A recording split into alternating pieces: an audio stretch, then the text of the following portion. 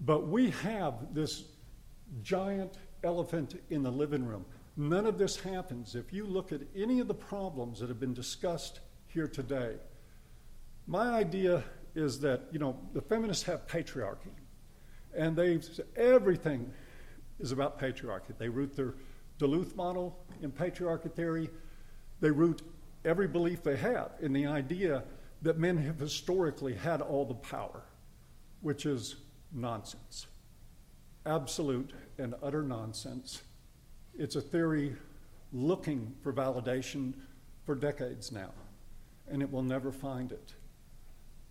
I think the counter to that is that patriarchy is gynocentrism. Patriarchy is women and children first. It always was. Patriarchy is about disposability in men. And we find the same thing coming out of feminist ideologues now. What is their biggest deal lately? Men need to step up. Men need to do this for women. Men need to do that for women. How is that different than anything anybody's ever heard from a supposedly patriarchal society?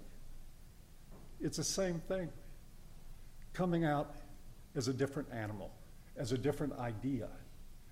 It's meet the new boss, same as the old boss.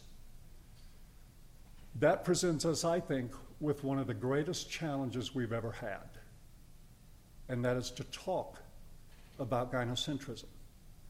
Because talking about it doesn't mean that we want to put women's issues on the back burner. Those are issues that need to be addressed. They're a fair part of the dialogue. But when the dialogue only consists of one side, then it's an elitist dialogue. And it's one that is averse to scientific fact. It's averse to real research. It's averse to any ideas that don't match up with what people want to hear that are ideologically driven.